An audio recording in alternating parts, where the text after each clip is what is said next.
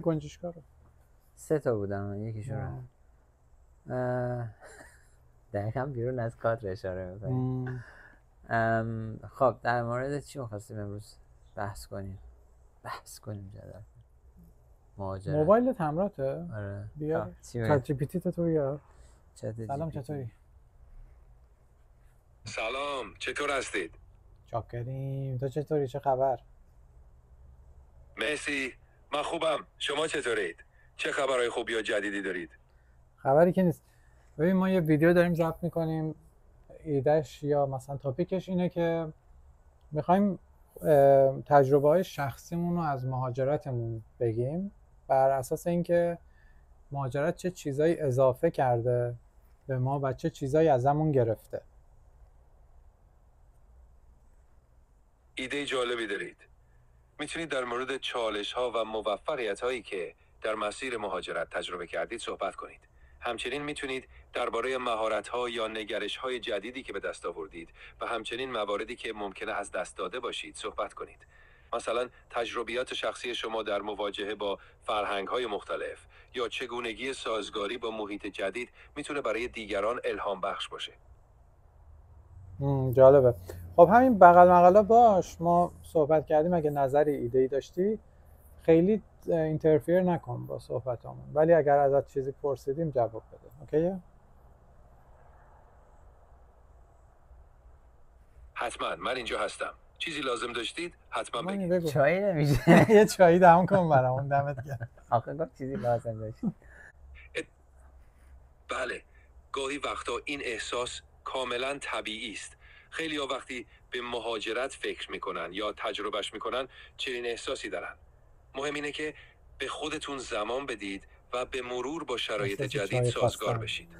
من به نظرم این که خیلی ایده بدی که حالا کلا مهاجرت خوبه بده یا چطوریه، خیلی مثل بقیه چیزا اگه مثلا جنرالایز کنی یا بخوای کلیگویی کنی خیلی به درد کسی هم نمیخوره. اصلا قرارم نیست به درد کسی بخوره، ولی خیلی خوب نیست، چون هر کسی فکر خودشو داره، شرایط خودشو داره، مثلا محیط اجتماعی، محیط فامیلی خودشو داره. خوب و بد هم مطلق نیست اصلا. آره، هدفهای آدم با هم متفاوته.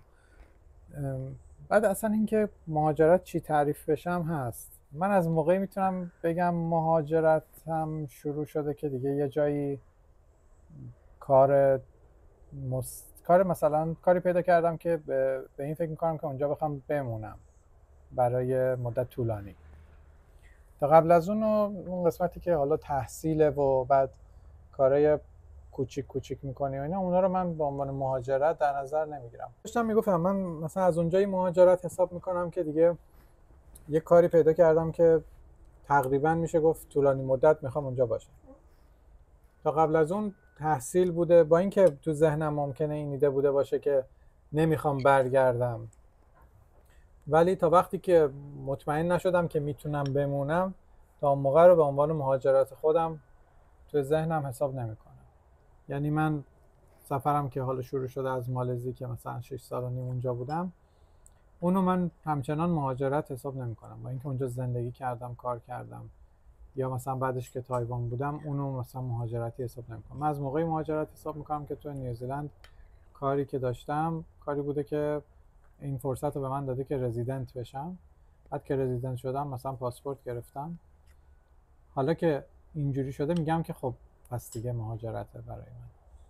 یعنی اینکه اگه نخوام برگردم میتونم برنگردم، ولی تا قبل از اون ممکن بوده شرایط باعث بشه که من مجبور بشم که برگردم. پس مهاجرت نبوده. از نظر فکری از خیلی قبلش این پروسه برام شروع شده بوده، ولی خب از نظر واقعیت بخوام حساب کنم من اینجوری میگم. ببین آخه جالبه برای من کانسپتی که تو فکر میکنی. تو استقرار و معادل مهاجرت میدونی. حالا نمیدونم استقرار یعنی چی، ولی میتونی توضیح بدی. تو میگی مثلا اگه من مثلا 4 سال یه جا زندگی کردم ولی هنوز کار نداشتم یا شهروند اونجا نشدم، برای من هنوز مهاجرت نکردم. آره من اینجوری فکر میکنم، ولی اینجوری نیست. خب برای مثلا برای تو اینجوری نیست، برای من اینجوریه. پرستوهای مهاجر آره نمیرن اونجا بمونن، میرن و میان. من اسمشون مهاجره دیگه. باشه. هجرت یعنی چی؟ هجرت یعنی پشت سر گذاشتن. آفرین. خب تو اگر که مهاجرت میکنی یعنی باید پشت سر گذاشته باشی، ولی اگه چیزی باشه که تو به اجبار ممکنه مجبور بشی بهش برگردی، پس در حقیقت پشت سر نذاشتی، چون همیشه یه گزینه اینه که داری برمیگردی بهش. من تو فکرم اینا ها. من نمیگم که همون چیزی که گفتیم، هر کسی فکر خودشو داره، تجربه شخصی خودشو داره، شرایط خودشو داره. برای همین من دارم نظر خودمو میگم که شما هم نظر خودتون بگید. آفرین. والا من به نظرم اگر که تو میری برای یه مدتی یه جا زندگی میکنی، مهاجرت حساب میشه. چه مدتی؟ مهاجرت اون سفریه که به قصد اونجا موندن داری انجام، نه دائم موندن، ولی خب پس تو در حقیقت اون پروسه فکری رو بیشتر روش تمرکز داری. من بیشتر اون واقعیت رو یا پروسه اداری رو شاید مثلا بهش گفته بیشتر روش ممکنه. و من بعد تو داشتی میگفتی که بعد الان تازه خودتو مهاجر میدونی. الان میگم که الان مهاجرت کردم، الان دیگه مهاجرت کردم، حالا یکم قبل شد، ولی الان استیتس من میتونه یک مهاجر باشه. من الان بیشتر دارم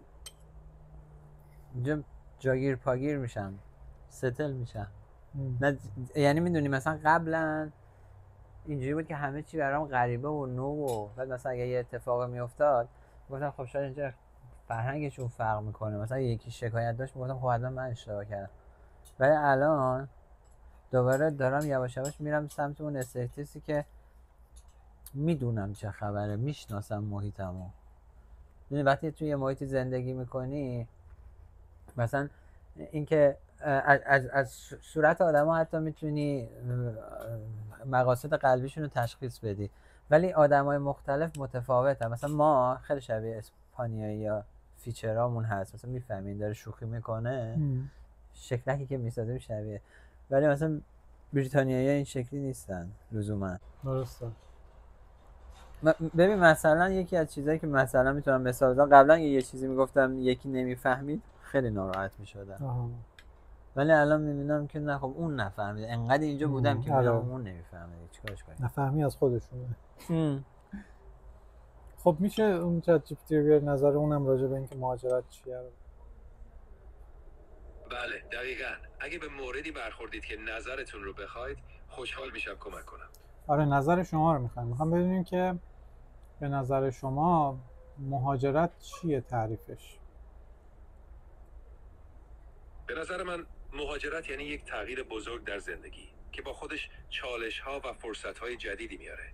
این تجربه میتونه به شما دیدگاه‌ها و مهارت‌های جدیدی بده و شما رو با فرهنگ‌ها و سبک‌های زندگی مختلف آشنا کنه. اما در این حال ممکنه باعث بشه بعضی چیزها رو از دست بدید یا سختی‌هایی رو تجربه کنید. مهم اینه که چطور از این تجربیات برای رشد و پیشرفت استفاده کنیم. خالی بستی؟ بله قطعاً. هر کسی تجربه منحصر به فرد. خواهش میکنم.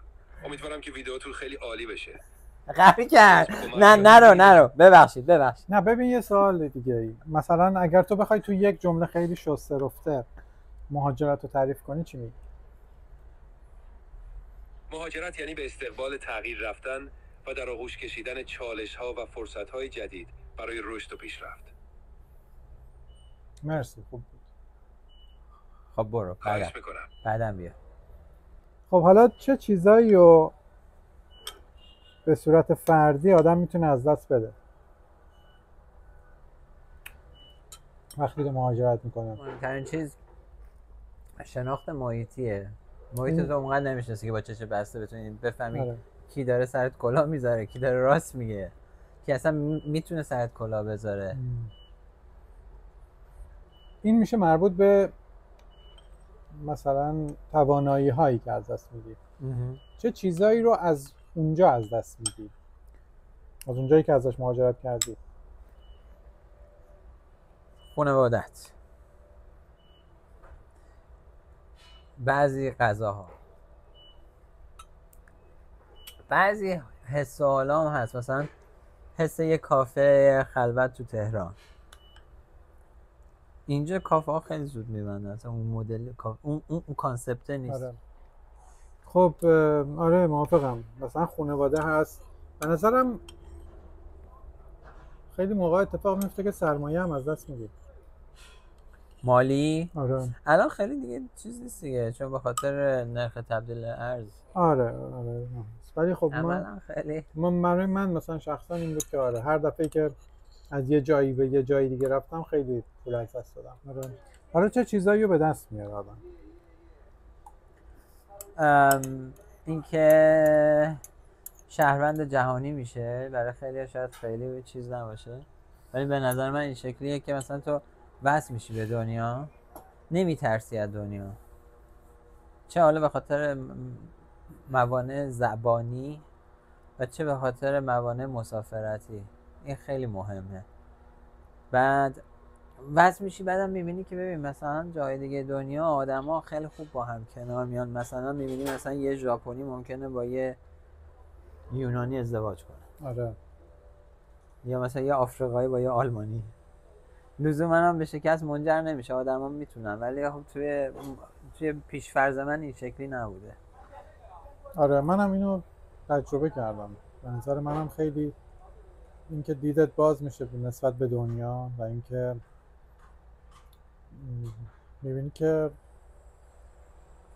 پتانسیل های خیلی بیشتری تو دنیا وجود داره از اون چیزی که تو مثلا قبلا بهش فکر میکردی. خیلی چیزهای زیادتری وجود داره. دقیقا. به نظرم یه توانایی فردی هم که آدم به دست میاره، خیلی ها به دست میاره، اینه که به خودت خیلی بیشتر اتکا میکنی، چون که اون ساپورت نتورک یا اون شبکه‌ای که ازت حمایت میکرده به هر صورت، حالا خیلی هم میگن که نه مثلا تو ایران هم اینجوری نیست که خانواده هواتو داشته باشه یا هرچی، خیلی اینجوری، ولی همین که تو بدونی یه نفری هست، همون اصلا مهم نیست که اون آدم اصلا به توجه کنه هواتو داشته باشه، همون که اصلا میدونی مثلا در مثلا در 50 کیلومتری تو، در 60 کیلومتری تو یه آدمی هست که خانوادته، خیلی فرق داره از نظر ساب کانشس یا ناخودآگاه تو، تا اینکه بدونی که تو مثلا کلا تو این کشور هیچ کسی رو نداری. درسته. این باعث میشه که تو مجبور بشی به خودت تکیه کنی برای همه چیز، حتی توی مشکلاتی که ممکن داشته باشه از نظر ذهنی و فکری و اینا، کس دیگه ای نیست که شرایط تو رو داشته باشه یا توی اون مشکلات همزمان مثل تو باشه، که حتی اگه باهات همدردی نکنه یا درکت نکنه، ولی تو از نظر ذهنی میتونی که خب اون نفر دیگه هم مثل من این مشکلات رو داره. اینجا مشکلات اکثرشون میشه مشکلات شخصی فرد، یعنی مشکلیه که تو داری همکارت نداره، چون که بک‌گراندهای آدما خیلی با هم فرق داره، هر کسی از یه فرهنگی میاد، هر کسی از یه خانواده‌ای میاد، برای همین هیچ چیزی تقریبا اینجوری نیست که تو فکر کنی که من این مشکلی که دارم اون نفر کناری من این مشکل رو داریم. این خب تو جامعه‌ای که خانوادت هستن یا یه جوری خیلی چیزا شیر میشه یا به اشتراک در میاد با بقیه مردم، صدق نمیکنه دیگه. الان مثلا شرایط ایران خب واقعا خیلی سخته، در این حال همه شرایطشون سخته. آره. یعنی همشون میدونن که شرایط همه سخته، ولی آره این اینجوری نیست. اینجا خیلی ایندیویدواله، خیلی فردیه همه چیز. یه دیدگاه جدیدی هم به آدم میده. من مثلا تصورم از ایندیویدوال، یا مثلا اینجا همه آدما فردیت دارند و همیشه حسم این بود که یعنی مثلا خانواده رسمیت نداره یا مثلا بنیان خانواده خیلی ضعیفه. ولی من الان میبینم نه، یعنی نمیدونم اینو چجوری بگم، اگر که خانواده هست، خانواده خیلی اهمیت داره، ولی لزوما مثل ما این شکلی نیست که حتما تو اتچی به یک خانواده خاص. تو میتونی جابجا شی. میدونی مثلا میبینی مثلا یارو 80 سال زندگی کرده، مثلا 4 بار زندگی تشکیل داده، ولی مدتی که تو زندگیش بوده دیگه، اونجوری نبوده که مثلا با این باشه و در آن واحد با یکی دیگه مثلا تو ارتباط مخفیانه باشه. آره. حالا هستن همه جور آدمی همه جا هست و همه جور رابطه همه جا هست، ولی آره این تعهد خیلی جدیه اینجا. یعنی پارتنر که باشی یا دوست دختر دوست پسر که باشی، از ازدواج سخت‌تره تعهدی که به هم دارن. یعنی اصلا نیازی نیست به اون مراسم ازدواج یا اون تیکه کاغذه که تو رو متعهد کنه. تو در حقیقت وقتی که حتی بیانم نکردی، وقتی که میگی این دوست دخترمه یا این دوست پسرمه، دیگه اون تعهد کامل رو داری، جامعه از تو انتظار داره که اون تعهد رو داشته باشی تا حد زیادی. ولی در این حال هم حالا میگی بنیاد خانواده سسته، به خاطر اینه فکر میکنم بیشتر که تو در حقیقت هر زمانی که اراده کنی، چون فردیت خیلی قویه، میتونی از هر رابطه‌ای که داشته باشی کاملا راحت خارج چی؟ یعنی تو میتونی امروز فکر کنی که من دیگه به نفعم نیست که تو این رابطه باشم به هر دلیلی. مثلا یه موقعیت شغلی بهتر داری، یا مثلا فکر میکنی که از نظر روانی سلامتت مشکل پیدا کرد، هر چیزی، بدون اینکه هیچ سوالی کنی جواب بدی، خداحافظ من رفتم. این خیلی قبول شده است اینجا. کلا که نمیذارم ما صحبت کنیم. حالا نمیدونم چقدر این نویز کنسلینگ این صدا رو کم میکنه، ولی صاف الان همین موقع آره صدای هیولا و گودزیلا و دراکولا و همه چی با هم. برمیگردیم و این هیولا الان داره این چوبا رو جابجا میکنه و همه صداهایی که میشنوید از این هیولا بود. اینم دار و دسته هیولا که اینجا برای خودشون نشستن و داره این هیولا رو نگاه میکنه. خب فکر میکنم که این پایانی باشه برای این بحثمون. و پارسال یادته ما خواستیم تموم کنیم ویدیو، تو چی میگفتی؟ یه پیست چیزی میگفتی. یادته؟ آره اینجوری بود. خب دمتون گرم، میبینیمتون. پیس. که قادر خاموشش کنه دیگه خودش خاموش بشه. من خستم. عجب